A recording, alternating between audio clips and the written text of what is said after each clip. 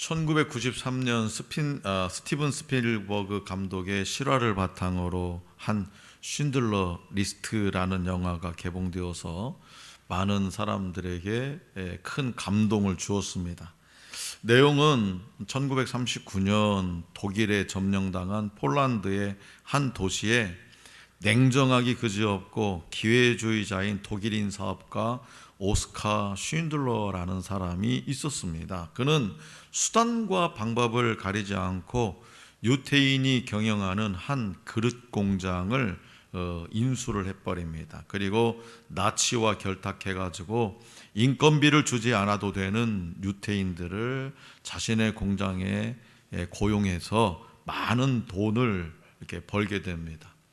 그러던 중에 우연히 유태인 회계사였던 스턴이라는 사람과 가까워지면서 나치에 의해서 처참하게 학살되어가는 유태인들의 실상을 이렇게 보게 되죠. 그러면서 이 오스카 쉰들러의 양심이 서서히 흔들리기 시작합니다.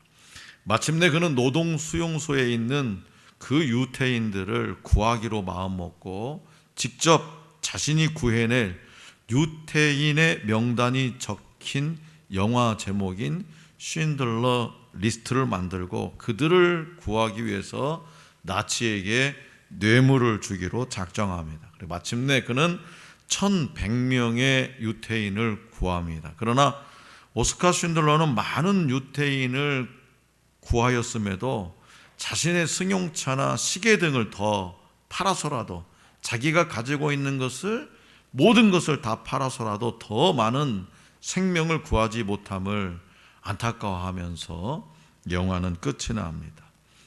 이 영화가 우리에게 주는 메시지는 이 세상의 그 어떤 것보다 중요한 생명을 구하는 일이, 사람의 목숨을 구하는 일이, 생명을 구하는 일이 가장 가치 있고 고귀한 일임을 우리에게 알게 합니다. 자, 그렇다면 여러분들은 우리 일선에서 수고하고 있는 소방관, 그 강원도에 지난 몇 주 전에 불 나가지고 밤잠 못 자고 그 불을 껐던 그 소방관, 때로는 촌각을 다투면서 생명을 구하기 위해서 사투를 벌이는 의사들, 그리고 세계 열방 가운데 흩어져서 목숨을 걸고 복음을 전하고 있는 구원하고 한 영혼을 살려내기 위해서 투쟁하고 있는 이 선교사 등 생명을 살리기 위해서 수고하는 이들을 보면 여러분들은 어떤 생각이 드는지 한번 물어보고 싶습니다. 마태복음의 특징 중에 하나는 소위 5대 강화라고 불리는 5개의 예수님의 긴 가르침을 중심으로 한 기록이 있다는 겁니다. 그래서 첫 번째 강화는 5장 1절에서 7장 29절의 산상수훈의 말씀이고요. 두 번째 강화는 10장의 제자의 길에 대한 말씀입니다.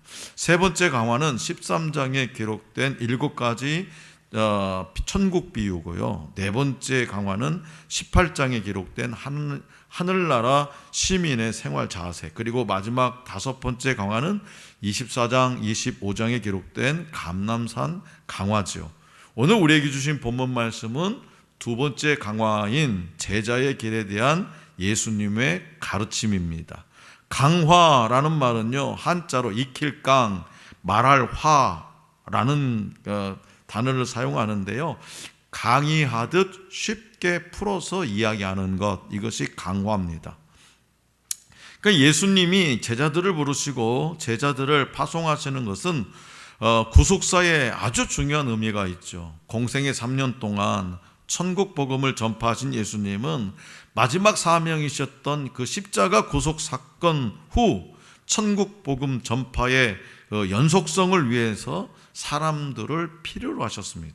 다시 말해서 부활하셨다가 다시 승천하시고 천국 보좌에 앉아 계신 예수님의 이 지상사역, 예수님이 이 땅에 계셨을 때 하셨던 일들, 그 지상사역을 계속해서 이어갈 사역자들을 필요로 하셨다는 거죠. 그래서 9장 38절에 추수할 일꾼들의 파송에 대한 기도 응답으로 예수님은 제자를 부르셨습니다. 그러니까 그렇다고 해서 예수님의 사역이, 이 땅에서 하셨던 사역이 뭐 불완전하였다는 것이 아니라 이미 이루신 천국, 도래한 천국을 확장시키고 예수님의 사역에 동참해가지고 완성할 사역자들이 필요한 것을 아시고 제자들을 부르시고 또 그들로 하여금 사명을 감당케 하셨습니다. 자, 그렇다면 예수님이 부르신 12대자, 즉 사도는 누구였냐? 그리고 예수님은 그들에게 어떤 권능을 주셨을까요? 자, 본문 말씀 1절에서 4절을 우리 다 같이 받들겠습니다. 1절에서 4절. 자, 시작. 예수께서 그의 12제자를 부르사 더러운 귀신을 쫓아내며 모든 병과 모든 약한 것을 고치는 권능을 주시니라. 12사도의 이름은 이러하니 베드로라 하는 시몬을 비롯하여 그의 형제 안드레와 세베대의 아들 야고보와 그의 형제 요한, 빌립과 바돌로메, 도마와 세리마테, 알페오의 아들 야고보와 다데오, 가나나인 시몬 및 가룟 유다 곧 예수를 판자라. 아멘. 예수님은 12명의 제자를 부르셨어요. 12제자는 대체로 평범한 사람들로, 베드로, 안드레, 야고보, 요한은 어부였고요, 마태는 세리였습니다. 12이라는 숫자는 이스라엘의 12지파를 또 생각나게 하지요. 그리고 12제자는 영적인 이스라엘의 심판과 구원, 소망, 성취의 상징입니다. 예수님이 12명을 제자로 부르신 이유는 딱 한 가지예요. 천국 복음을 전파하는 일꾼으로 삼아서 잃어버린 영혼을 구원하기 위해서. 잃어버린 영혼을 구원하기 위해서 12명의 제자를 부르셨어요. 딱 한 가지 이유입니다. 제자에 해당하는 헬라어 마세테스는요, 배우다, 익히다라는 동사에서 유래해가지고 배우는 자, 익히는 자라는 의미를 담고 있습니다. 그래서 예수님의 제자들은 다른 사람이 아닌 예수님으로부터 참되고 명확한 진리와 천국의 비밀에 대해서 배워야 했습니다. 또한 예수님으로부터 제자로서의 마땅한 삶의 모습을 익혀야 했습니다. 그리고 마태는요, 2절에서 12제자를 뭐라고 얘기하냐? 사도라, 이렇게 기록합니다. 사도에 해당하는 헬라어는요, 아포스톨로스예요. 아포스톨로스는 무슨 뜻이냐? 보냄을 받은 자라는 뜻입니다. 제자가 배우고 따르는 사람이라면 사도는 보냄을 받은 자로서 제자의 자리에 머물러 있는 것이 아니라 배우고 익힌 것을 전하는 사명까지 부여받은 사람, 이 사람이 뭐냐? 보냄을 받은 자, 사도입니다. 예수님의 제자들은 출신지나 경력, 지적 수준도 그렇게 높은 편이 아니었어요. 그러나 예수님은 이 같은 제자들을 부르셔서 더러운 귀신을 쫓아내며 모든 병과 모든 약한 것을 고치는 권능을 주셨다고 말씀하고 계세요. 그런 다음에 예수님은 제자들에게 가라고 명령하셨어요. 가라. 그리고 제자들이 할 일은 무엇이고 또 전도 여행을 위한 준비는 어떻게 해야 하는지도 말씀하십니다. 자, 본문 말씀, 5절부터 10절까지 우리 함께 받들이겠습니다. 5절부터 10절 시작. 예수께서 이 12를 내보내시며 명하여 이르시되 이방인의 길로도 가지 말고 사마리아의 교회에도 가지 말고 오히려 이스라엘 집에 잃어버린 양에게로 가라. 가면서 전파하여 말하되 천국이 가까이 왔다 하고 병든 자를 고치며 죽은 자를 살리며 나병 환자를 깨끗하게 하며 귀신을 쫓아내되 너희가 거저 받았으니 거저 주어라. 너희 전대에 금이나 은이나 동을 가지지 말고 여행을 위하여 배낭이나 두벌 옷이나 신이나 지팡이를 가지지 말라. 이는 일꾼이 자기의 먹을 것 받는 것이 마땅함이라. 아멘.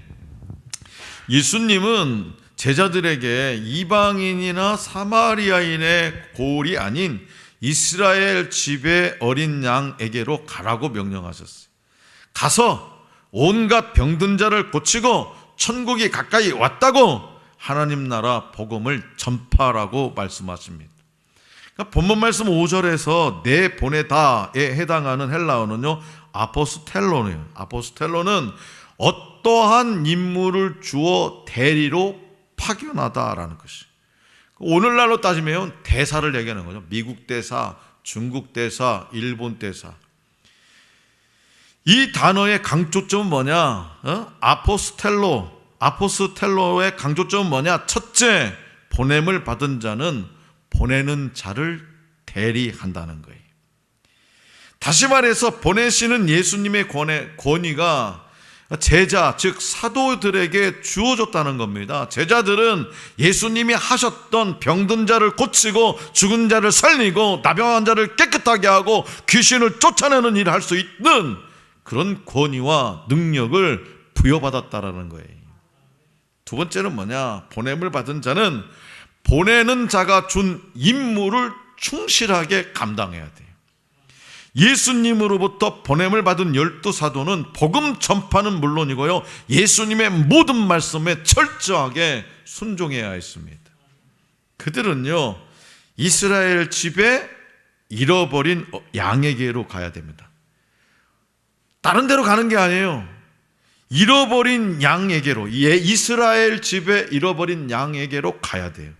이방인과 사마리아인이 구원의 대상에서 제외된 것이 아니라 1차적으로 선민, 이스라엘 백성 중에서 영적으로 위기를 맞은 사람, 다시 말해서 오늘날 예수 믿다가 신앙생활 잘하다가 낙심해가지고 신앙생활에 자빠진 사람, 하나님을 멀리 떠나 있는 사람, 이스라엘 백성 중에서 그 사람들에게 복음이 들어가야 한다고 말씀하고 있어요.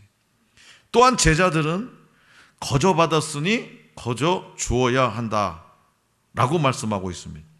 그래서 9절에서 전대에 금이나 은이나 동을 가지지 말라라는 말씀을 이러한 맥락에서 해석하면 하나님의 은혜로 거저 얻은 복음의 소식과 구원의 기쁜 소식을 전하면서 보답을 기대하거나 밥 한 끼를 얻어먹으려고 하거나 잠을 한숨 채워주거나 그런 무엇인가를 요구하지 말라는 말씀이에요. 왜냐하면 보냄을 받은 자는 보내신 이가 책임져 주시기 때문이죠.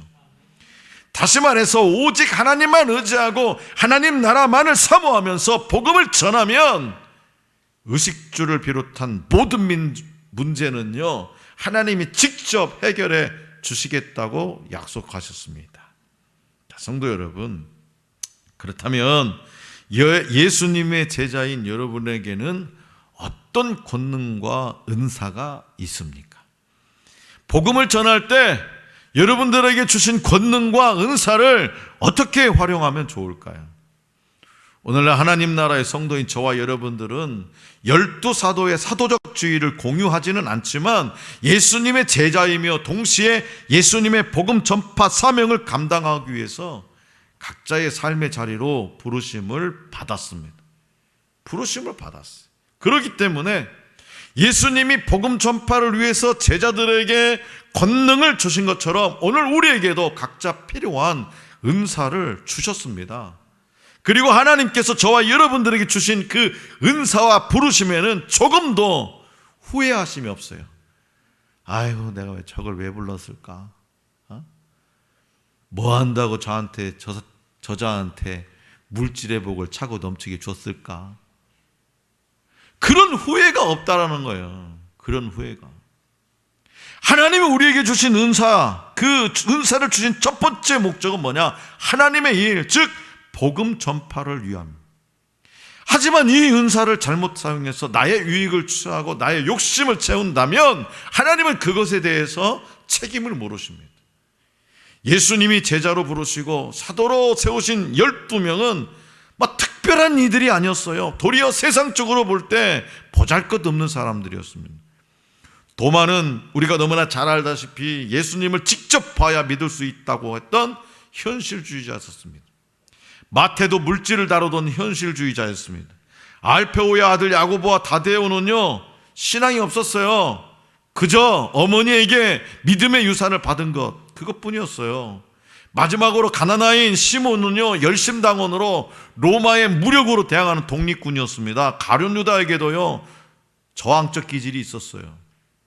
이 시대에 하나님이 부르심과 보내심을 받은 저와 여러분들도 비록 우리의 처지나 여건이 부족하고 연약할지라도 우리 주님은 권능으로 우리와 함께 하시겠다고 말씀하십니다.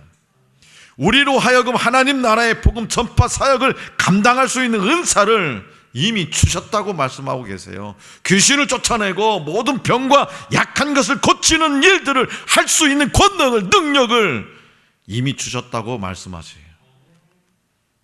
세상에는요, 하나님 나라와 구원의 기쁜 소식을 듣고 하나님께 돌아와야 하는 사람이 많습니다. 하나님께로 돌아와야 할 사람들이 많이 있어요. 하나님은 모든 사람이 구원받기 원하십니다. 우리 주님은 오늘날에도 우리가 주님과 사도들이 하셨던 그 사역을 이 땅에서 이어가기를 원하세요. 그저 마음 맞는 사람들끼리 모여가지고 그냥 예배 드리는 것으로 만족하는 것이 아니라, 그렇기 때문에 오늘 또 복음 전도자들은 이 세상 이곳저곳을 누비면서 하나님 나라의 복음을 선포하고요, 하나님의 은혜를 전하고 있습니다. 그래서 우리는 선교사들처럼 먼 곳에 나가서 복음을 전할 수는 없습니다. 하지만 우리 주변에는요, 아직도 하나님을 알지 못해서 구원받지 못한 사람이 많다는 거죠. 사랑하는 가족도 있고요, 친구도 있고요, 직장 동료와 이웃들도 있습니다. 바울은 디모데에게 편지하면서 다음과 같이 권면했어요. 자, 한번 읽어보세요. 앞에 시작.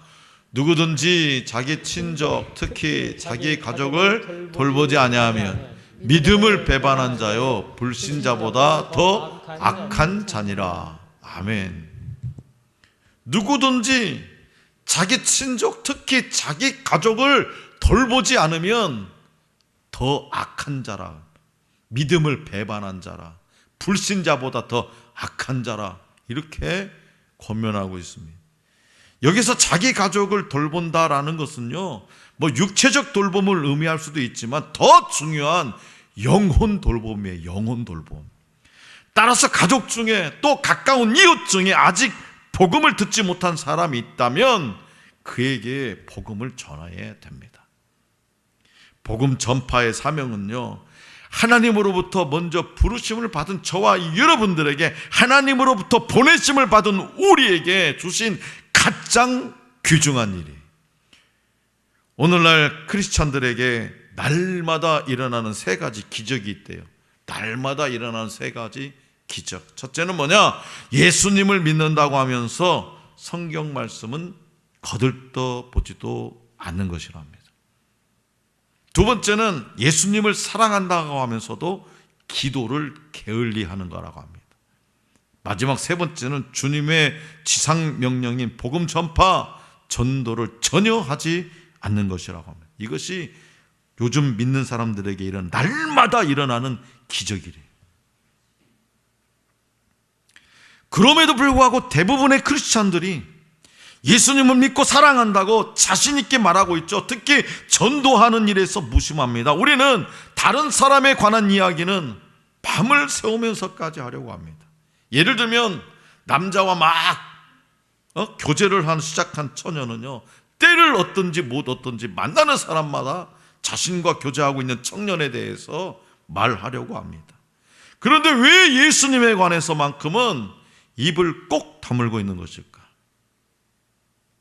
우리는 주님에 관한 얘기를 하지 않고는 견딜 수 없는 성도가 되어야 됩니다. 내가 만나는 모든 사람이 선교의 대상이에요. 내가 속해 있는 직장도 선교 장소입니다. 우리는 모두가 부르심을 받고 보내심을 받은 선교사들이, 모든 사람이 그리스도의 증인입니다. 나를 통해서 내 이웃이 그리스도를 만나고 나를 통해서 그리스도의 말씀을 듣도록 해야 되죠. 그래서 바울은 또다시 권면해요. 자, 봅시다. 자, 고린도전서 1장 17절 앞에 보고 시작. 그리스도께서 나를 보내심은 세례를 베풀게 하려 하심이 아니요 오직 복음을 전하게 하려 하심이로되 말의 지혜로 하지 아니함은 그리스도의 십자가가 헛되지 않게 하려 함이라. 아멘. 어느 의사가 병원을 개업했대요. 그는 늦은 밤 문을 닫으면 직원들을 다 퇴근시키고 나서 금고 앞에 앉아가지고 그날 번 돈을 세면서 하루의 피로를 싹 씻고 냈답니다. 어느 날 밤 책상 위에 돈을 쌓아놓고 열심히 세던 그는 문득 이런 생각이 들었어요. 내가 하나님 앞에 가면 무엇이라 보고 드릴 것인가? 환자들을 고치고 돈만 세다 왔다고 보고하면 하나님이 기뻐하실 것인가? 라는 생각이 드는 거죠. 이런 생각을 할 때 부끄러워서 얼굴이 뜨거워진 민을 느꼈대요. 그래서 그는 하나님이 가장 기뻐하시는 일이 무엇인가를 곰곰이 생각해 봅니다. 결국은 이 말씀이었어요. 자, 봅시다. 다니엘서 12장 3절 시작. 지혜 있는 자는 궁창의 빛과 같이 빛날 것이요 많은 사람을 옳은 대로 돌아오게 한 자는 별과 같이 영원토록 빛나리라. 아멘. 이 말씀이 가슴에 사무치더라는 거예요. 지혜 있는 자는 궁창의 빛과 같이 빛날 것이요 많은 사람을 옳은 대로 돌아오게 한 자는 별과 같이 영원토록 빛나리라. 그 의사는요, 그 후로부터 환자들이 오면 가장 약할 때를 이용해 가지고 사랑하여 주고 정성을 다해서 치료해 주고 또 그리고 전도를 합니다. 병과 죽음과 내세에 대해서 말하면서 치료해 줍니다. 밤이 되면 돈도 세고 그날 전도해서 구원받은 명단을 놓고 기도하기 시작합니다. 그로부터 하나님께서 영광을 받으시는 것을 생각하니 그렇게 일이 보람되고 기쁠 수 있었다고 고백합니다. 사랑하는 성도 여러분, 하나님이 부르셨고 보내심을 받은 저와 여러분들이 전도해야 할 사람이 누구인지 알고 계십니까? 그들을 위해서 기도하고 계십니까? 한 번이라도 만나 보셨습니까? 차라도 함께 마시고 짜장면이라도 함께 먹으면서 전도할 수 있기를 원합니다. 천하보다 귀한 영혼을 구원을 위해서 시간과 물질을 투자하시기 원합니다. 주님의 간절한 소원인 영혼 구원의 열정을 가지고 순종하시기 바랍니다. 예수님은 세상의 눈으로 보면 자랑할 것 하나 없는 이들을 12 제자로 부르셨어요. 세상적으로 보면 자랑할 것 없는 진짜 무지렁이들, 세상적으로 보면 보잘것없는 사람들을 12명의 제자로 부르셨어요. 제자로 부르셨을 뿐만 아니라 세상을 변화시킬 사도로 파송하시면서 사역에 필요한 권능을 그들에게 부어주셨습니다. 내 손에 쥐어져 있는데 이거 손에만 쥐고 있으면 아무 소용없어요. 내 손에 300억이든 3조든 손에 쥐어져 있는데 이것을 사용하지 못하면 그냥 쥐고 있다가 죽는 거예요. 여러분이 가지고 있는 거 뭡니까? 하나님께서 여러분에게 주신 권능, 하나님께서 여러분에게 주신 은사 뭡니까? 손에만 쥐고 있지는 않습니까? 쥐고 있다가 마지막 날에 그것도 놓기 싫어가지고 움켜쥐다가 그냥 죽는 거 아닙니까?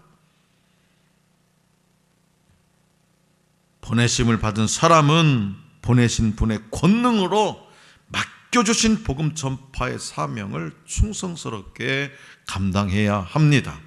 복음 전파의 사명은 예수님이 이 땅에 오신 이유이기도 합니다. 부족하고 연약할지라도 주님을 의지하고 말과 행동으로 이 사명을 감당하는 사람이 그분의 제자입니다. 먼저 주님 나라와 의를 구할 때 주님이 저와 여러분의 삶을 책임져 주시겠다고 약속해 주셨습니다. 그러므로 보잘것없는 나를 택하시고 부르셔서 하나님 나라의 복음을 전하는 자로 세상에 보내셨음에 감사할 수 있기를 원합니다. 하나님이 제게 주신 권능과 은사로 복음 전파의 사명을 온전히 감당하게 되는 우리 모두가 될 수 있기를 간절히 기원합니다.